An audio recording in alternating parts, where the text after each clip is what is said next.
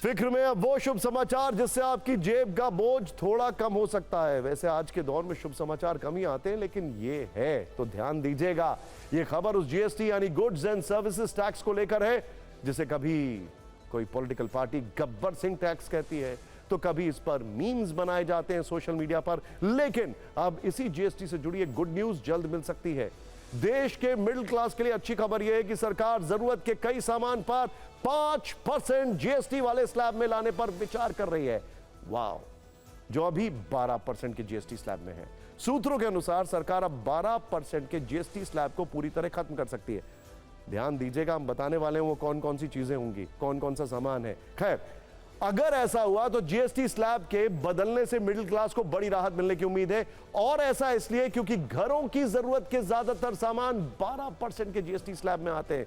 मैं फिर कह रहा हूं, ध्यान से इस खबर को देखिएगा, हम बताने वाले हूं कौन कौन से सामान बाहर हो सकते हैं और आपको फायदा होगा। खैर, अगर रोजमर्रा के इन सामानों पर 12% की जगह 5% जीएसटी लगेगा तो जेब का बोझ भी कम हो जाएगा। सूत्रों के अनुसार जीएसटी परिषद की अगली बैठक, बल्कि 56वीं बैठक में इस बारे में फैसला हो सकता है और यह बैठक इस महीने में हो सकती है। और अगर इस फैसले पर सरकार की आखिरी मोहर लग गई तो आपकी जरूरत के बहुत सारे सामान सस्ते हो सकते हैं। हम आपको उसकी लिस्ट दिखाने ही वाले हैं, लेकिन पहले जीएसटी के बारे में कुछ जरूरी जानकारी। देखिए, अभी देश में 4 जीएसटी स्लैब हैं। इनमें सबसे कम 5% है और सबसे ज्यादा 28%। अनाज, तेल, चीनी, स्नैक्स के अलावा सोना, चांदी और दूसरे सामानों को अलग अलग कैटेगरीज के हिसाब से इन्हीं टैक्स स्लैब में कन्वर्ट कर दिया गया। इनमें 12% और 18% का भी एक स्लैब है, लेकिन खबर है कि सरकार 12% वाले स्लैब को पूरी तरह से खत्म कर सकती है। वर्ष 2017 में देश में जीएसटी लागू किया गया था और 1 जुलाई को ही इसने 8 साल पूरे किए। इस दौरान जीएसटी कलेक्शन ने सरकारी खजाना काफी भर दिया। हर महीने नए रिकॉर्ड बन गए, लेकिन अब इसे लेकर सरकार ने एक नया एक्शन प्लान तैयार किया है। सूत्रों के अनुसार मिडिल क्लास और लोअर मिडिल क्लास को राहत देने के इस कदम का असर यह होगा कि केंद्र सरकार पर 40 से 50 हजार करोड़ रुपए का बोझ आ सकता है। हालांकि सूत्रों का यह भी कहना है कि सरकार आर्थिक बोझ के बावजूद यह फैसला लेने को तैयार है। सरकार का मानना है कि जीएसटी दर कम होने से सामान की खपत बढ़ेगी और सामान की खपत बढ़ने से राजस्व में इजाफा होगा। हालांकि राज्यों को इसके लिए तैयार करना सरकार के लिए चुनौती हो सकता है, क्योंकि राज्य राजस्व पर असर का तर्क दे सकते हैं, जैसे कि फ्यूल के ऊपर होता है। कई बार आपने देखा होगा वहां जीएसटी नहीं होता है। हालांकि इसीलिए यह देखना होगा कि सरकार मिडिल क्लास तक ये राहत कैसे पहुंचाती है। इंटरेस्टिंग। अब हम आपको बताते हैं कि वो कौन से सामान हैं। ध्यान से देखिएगा, जो 12% टैक्स स्लैब खत्म होने से सस्ते हो सकते हैं।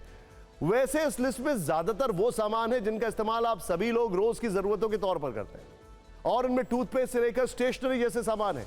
इसके अलावा कृषि के औजार से लेकर साइकिल और सिलाई मशीन के दाम भी कम हो सकते हैं, क्योंकि अभी तक इन पर 12% टैक्स लगता था, लेकिन 5% जीएसटी के दायरे में आने से इनकी कीमत कम हो सकती है। साथ ही छोटी वॉशिंग मशीन, गीजर, ज्यादातर वैक्सीन के साथ साथ 1000 रुपए से ऊपर के कपड़े और 500 से 1000 के बीच के जूते चप्पल की कीमत भी कम हो सकती है। और अगर ऐसा हो गया तो मिडिल क्लास के लिए शुभ समाचार होगा।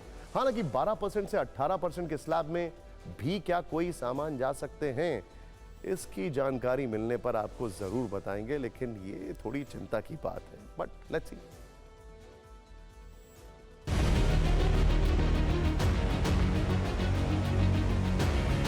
पहली संभावना तो यह है कि शायद 12% वाला स्लैब शायद खत्म हो जाए। दूसरी संभावना यह है कि 12% वाले स्लैब की शायद कुछ वस्तुएं 5% स्लैब में संभावित परिवर्तित कर दी जाए। अब इसका मतलब क्या है? दोनों में से कुछ भी होता है तो जीएसटी कई वस्तुओं पे कम हो जाए। टूथपेस्ट सस्ता होने की संभावना है, फुटवेयर सस्ते होने की संभावना है, किचन के यूटेंसिल्स, बर्तन सस्ते होने की संभावना है। इसके अलावा कुछ ईटेबल्स जो हैं, खाने की बेसिक सामग्री, वो सस्ता होने की संभावना है। आम आदमी की जो डेली यूज की चीजें हैं वो सस्ते होने की संभावना है।